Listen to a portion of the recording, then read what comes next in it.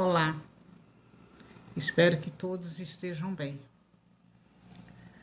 Estamos aqui para darmos continuidade ao nosso estudo do Livro dos Médiuns. E hoje nós vamos conversar, aprender juntos sobre o capítulo 24, Identidade dos Espíritos, aonde no decorrer dos nossos estudos, Kardec nos traz mais um presente aqui, onde ele vai colocar para nós as provas possíveis de identidade. Provas possíveis. Distinção dos bons e dos maus espíritos. Perguntas sobre a natureza e a identidade dos espíritos. Hoje nós vamos conversar o item 255 e 256. Na sequência, serão os nossos expositores que estarão aqui colocando para nós a ajuda do compartilhamento dos seus estudos e pensamentos. Então, como sempre, nós vamos começar fazendo a prece para que os bons espíritos nos assistam sempre e que estejam conosco nessa caminhada de entendimento, nessa caminhada de esclarecimento, nessa caminhada onde estamos aí buscando a liberdade sobre nós mesmos através do conhecer. E assim, nós vamos começando então o nosso estudo, entendendo que os espíritos somos nós. Somos espíritos num corpo de matéria. Por isso, a grandeza da necessidade de nós nos autoconhecermos, né?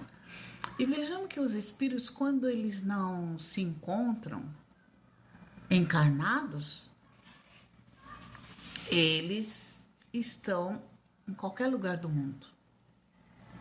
Eles se acham no mundo espiritual, em estado de erraticidade, aguardando o momento de retornarem à vida corporal. Então vejamos aqui que erraticidade é o mesmo que irritabilidade. Será que é? O que é a propriedade daquilo que é errático ou errante? O que significa isso? Que muda de lugar. Nós não mudamos? Hoje nós estamos aqui. Daqui a pouco, até com o nosso pensamento, vamos estar aonde desejarmos. Então vejamos que no plano espiritual, os espíritos eles agem de acordo com o seu grau evolutivo. Os que pertencem à família da Terra quase sempre encontram-se à nossa volta. Nós já conhecemos isso. Como eles estão à nossa volta? Convivendo e ligados conosco pelos pensamentos. Porque o pensamento é a força que atrai e une os espíritos e que proporciona a formação de grupos. É a chamada lei de sintonia vibratória. Os espíritos, eles podem agir sobre os fluidos produzidos por criações fluídicas nossas. Então vejamos que muitos pensam que ainda se encontram encarnados e por isso vivem ligados intimamente às pessoas e às coisas do mundo material. Então, isso aí se encontra ali na questão 283 e 36 do livro dos Espíritos. Então, vejamos que por que a gente colocou isso aqui? Nesse capítulo que nós vamos estar aqui estudando. Nós estamos aqui estudando o capítulo 24. Aqui nós iremos entender as possibilidades, provas, as possíveis provas da identidade dos espíritos. E qual é a diferença dos bons espíritos e dos maus espíritos? Como citou Kardec aqui. E este ensinamento serve para encarnados e desencarnados. Somos espíritos, como eu já falei, vivendo nesse corpo de matéria, mas não deixamos de ser espíritos. Aqui, quando encarnados, somos almas. Então, quando a gente começa a conhecer aí, né, a natureza e a identidade dos espíritos, mesmo Kardec dizendo aqui que são provas possíveis de identidade. Então vejamos que a quem nós estamos conhecendo? A nós mesmos, não é? Então, para que a gente possa conhecer isso daqui, essa identidade dos espíritos, precisamos saber também aonde estão esses espíritos. E qual é a natureza desses espíritos que estão convivendo conosco. Mas como que a gente vai reconhecer isso? Através dos nossos pensamentos. Quem atrai esses espíritos para o nosso convívio é o nosso pensamento. Nós é que damos a eles, com a nossa sintonia, através da nossa sintonia de sentir, pensar, condições para que eles formem grupos que irão nos dirigir com a nossa vibração. Mas como que isso acontece? Os espíritos agem sobre os fluidos. Nós somos corpo físico e temos o perispírito. Então vejamos aqui que Kardec ele começa aqui colocando que para que a gente possa conhecer a identidade dos espíritos, existe uma controvérsia para a sua identificação. Ele nos ensina aqui que a questão de identidade dos espíritos, ela é das mais controvertidas, mesmo entre os adeptos do espiritismo. É que, com efeito, os espíritos não nos trazem um ato de notoriedade. E sabe-se com que facilidade certos deles tomam nomes emprestados, assim depois da obsessão, é uma das maiores dificuldades do espiritismo prático. De resto, em muitos casos, a identidade absoluta é uma questão secundária e sem importância. Então, Kardec vai falar aqui, né? Porque esses espíritos não podem apresentar documento de identidade que comprove a sua filiação. Por esse motivo, alguns deles dão nomes que nunca lhe pertenceram. Então, por isso que Kardec fala que depois da obsessão, a identidade dos espíritos com possíveis provas exige de todos nós uma observação severa, estudo e cautela. E essa dificuldade do espiritismo, como ele coloca aqui, do espiritismo prático, em relação absoluta, da identidade dos espíritos, vejamos que é uma questão secundária. Por quê? O que importa é a natureza dos ensinamentos que esses espíritos trazem para todos nós. E não o seu verdadeiro nome, que eles possam estar nos apresentando. Mas como nós iremos conseguir a identidade dos espíritos vindo de uma linguagem muito antiga? Por quê? Nós precisamos identificar os espíritos por meio de uma análise séria, através da interpretação da linguagem das suas mensagens. Necessitamos verificar o que diz o seu pensamento,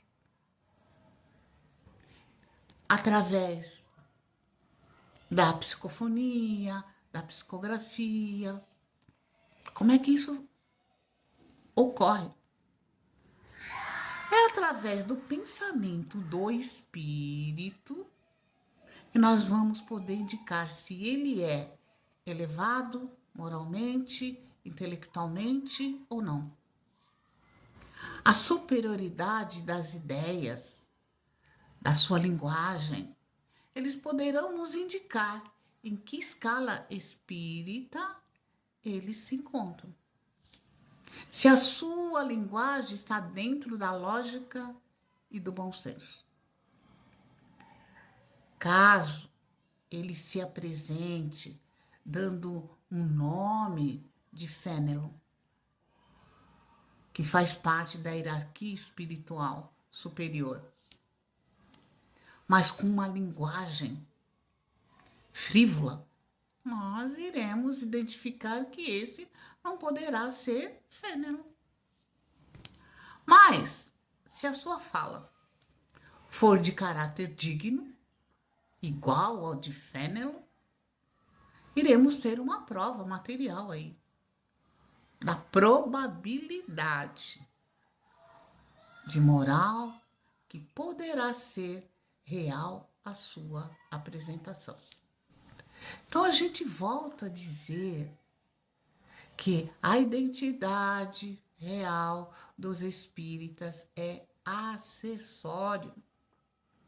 O importante é o espírito dizer coisas boas. Pouco importa o nome que ele está se apresentando. Precisamos analisar se esta comunicação tem lógica e bom senso. Se elas estiverem desmentindo o caráter do espírito, que no caso nós citamos como exemplo o Fénelon, por exemplo, aí teremos então que considerar. Nós vamos identificar a sua identidade como não sendo um bom espírito, e ponto. Caso a sua intenção seja nos enganar. Os espíritos que se purificam e se elevam na hierarquia espiritual irão encontrar mundos muito mais elevados, mais perfeitos. Até que tenham se despojado de toda a matéria, para poder gozar a felicidade dos espíritos puros. Não é? Então, como ele coloca aqui, né? No seio de Deus. No mundo em que a existência é menos matéria, ou quase nada, né? As nossas necessidades, elas serão menos grosseiras. Como também o nosso sofrimento físico serão menos vivos. Eu falo em outros mundos, né? Classificando aqui como também um mundo em que a gente possa estar vivendo uma outra forma de matéria, mas que não deixará de ser uma matéria. Nós, quando a gente evoluir mais, nós vamos sentir que nós estamos passando pelas nossas necessidades sem nos ferir tanto. Nós não iremos mais conhecer as más paixões que vivemos nessa terceira dimensão. Nessa escala evolutiva, nós ainda nos fazemos inimigos dos outros. Nessa escala evolutiva que nós estamos aqui, na terceira ordem, né? Por que nós fazemos isso? É resultado da nossa inferioridade, que ainda nós carregamos. Nós teremos, quando a gente evoluir, nós não teremos mais motivos para sentir ódio, ciúmes. Vamos viver em paz, porque nós iremos praticar a lei de amor e justiça e caridade. Não vamos mais ter aborrecimentos. Por que ainda a gente se aborrece? É o resultado da nossa inveja, do nosso ciúme, do nosso egoísmo. Porque são essas inferioridades que constituem o nosso tormento na existência aqui da Terra. Então veja, quando chegarmos numa posição superior, tudo muda. Tudo vai mudar.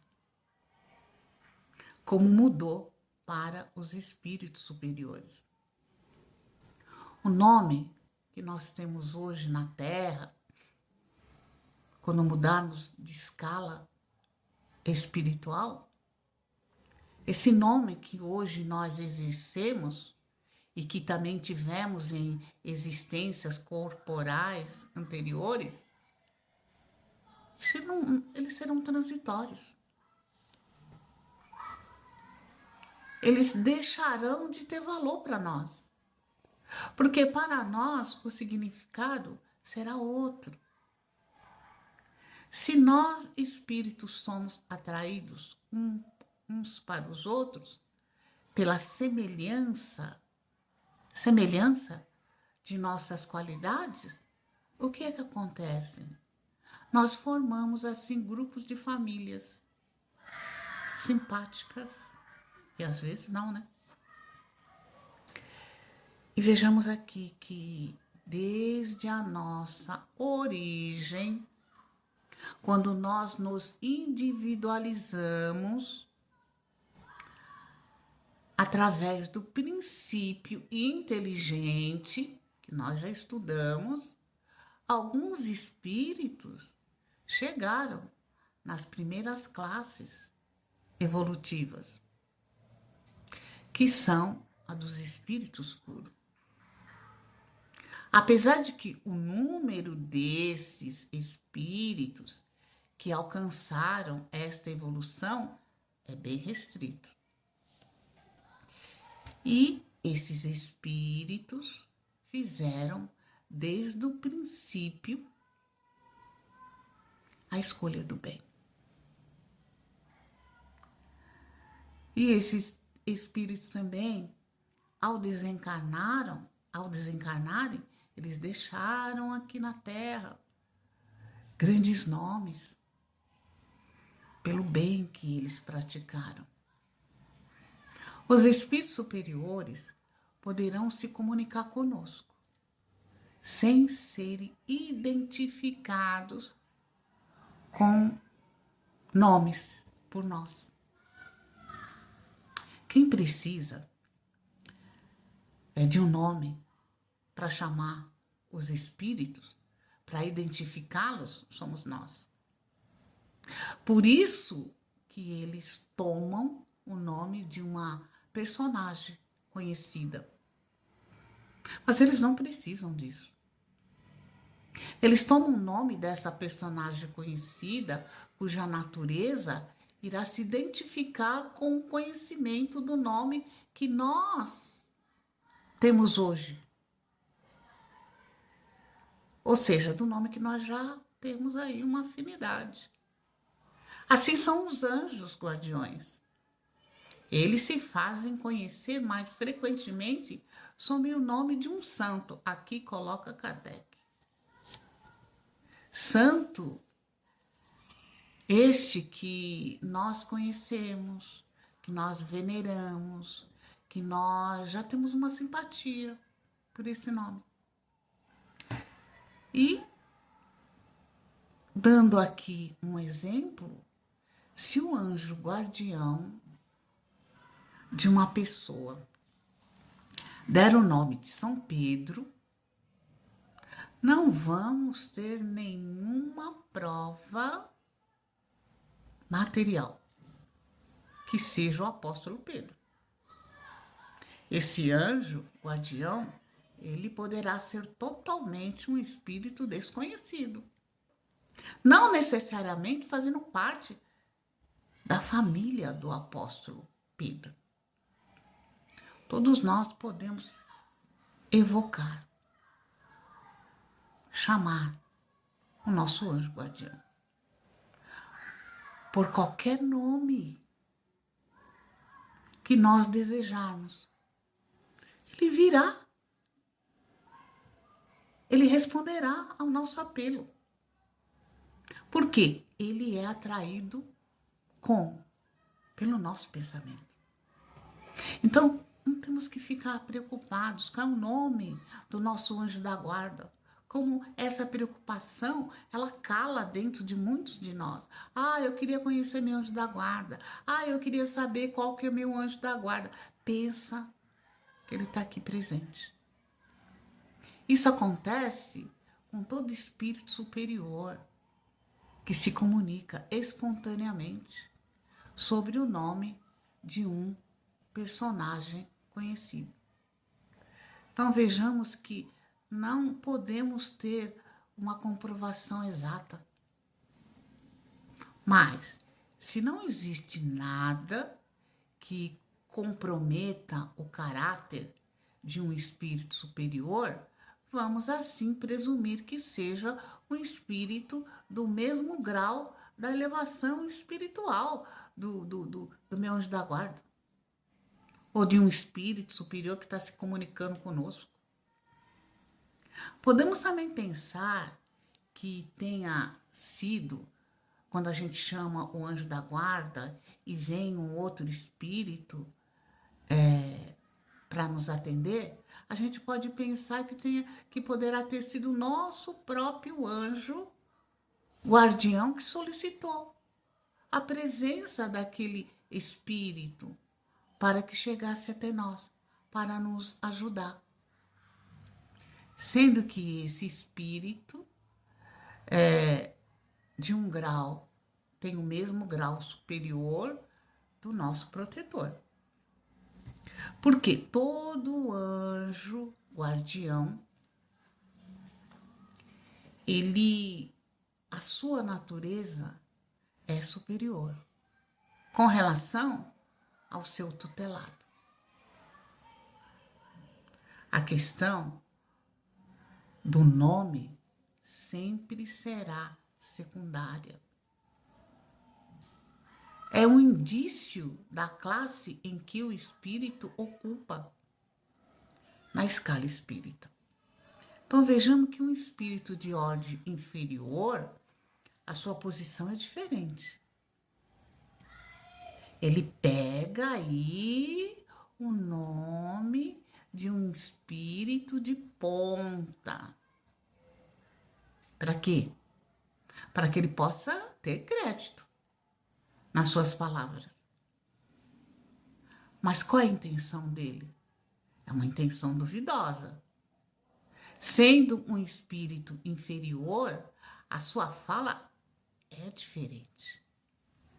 Ele toma o nome de um espírito respeitável com a intenção duvidosa que é somente para que a gente acredite nele, para que a gente o siga, os seus pensamentos, os seus sentimentos, para que a gente dê crédito para as suas palavras.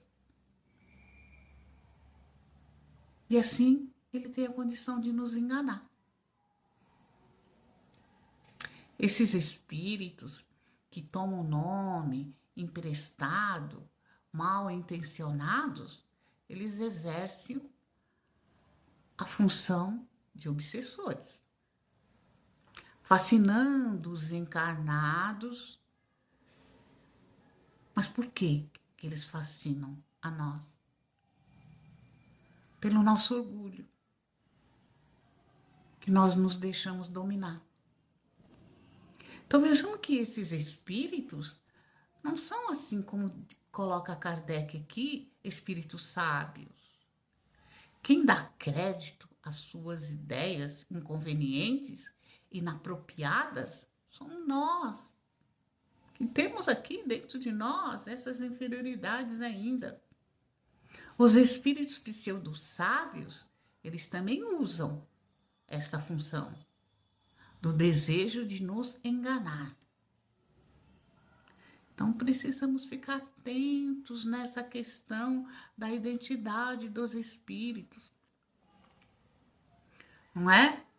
É indiferente a gente saber o nome quando se trata de instruções gerais. Já viram aqueles espíritos que chegam e dão para nós aquelas instruções gerais? Então, a gente pode perceber que eles poderão substituir, dentro da hierarquia espiritual, um com os outros, né? Desde que ele traga, e isso não vai trazer para nós nenhuma consequência negativa para nós. Digamos assim, Dr. Bezerra de Menezes. Está ali sendo evocado o Dr. Bezerra, ele manda um outro espírito substituindo. Não vai trazer nenhum mal para nós, porque também é um espírito que vai nos dar orientações positivas, correto? Eles não serão, para nós, seres totalmente desconhecidos. Por quê? O que irá nos interessar não é a pessoa do Dr. Bezerra de Menezes, que ele mandou substituindo, será a sua fala, será o ensinamento que esse espírito nos trará. Então veja, se é um espírito bom, pouco importa o nome, Pedro ou Paulo, correto? E ele dá um exemplo interessante, né? Num vinho de má qualidade, não é o rótulo que o qualifica, e sim o sabor. Assim são as comunicações, né? Precisamos nos assegurar se o espírito que vem ao nosso chamado é realmente aquele que desejamos, classificando a sua identidade. Como? Verificando os atributos que ele carrega, que são bondade, benevolência, prudência, moderação. Esses espíritos não têm ódio, tampouco lamentam as fraquezas do mundo. Esses espíritos não criticam, eles orientam todos os erros que nos atormentam. Eles falam com uma moderação conosco. Eles não nos agridem, né? Com julgamentos. Agora, os maus espíritos, ao contrário, sopram a discórdia. Insinuam para hesitar a desconfiança, a animosidade. Falam palavras vulgares. Enfim, tudo que é contrário ao bem, à caridade, ao amor, ao respeito ao próximo. O espírito superior, quando ele dá uma informação para nós, essa informação ela abrange o todo. todos que ali estão. Serve para todos que ali estão. E ela se torna verdadeira, necessária e instrutiva. Então a gente vê aqui, gente, que Kardec, ele está nos dando aqui a posição da identidade dos espíritos, para que a gente se direcione, para que a gente não seja enganado mais, não é? Para que a gente comece aprendendo, tendo a possibilidade de analisar. Nós vamos parando por aqui, na 257. Na próxima semana voltaremos, continuando aqui essa explicação aqui do codificador sobre a identidade dos espíritos. Vamos continuar no WhatsApp com os nossos comentários para um entendimento maior. Mas vocês podem estar deixando aqui no YouTube qualquer dúvida. E assim a gente vai compartilhando o conhecimento e nos instruindo. Que vocês fiquem bem. Até o próximo nosso encontro. Até.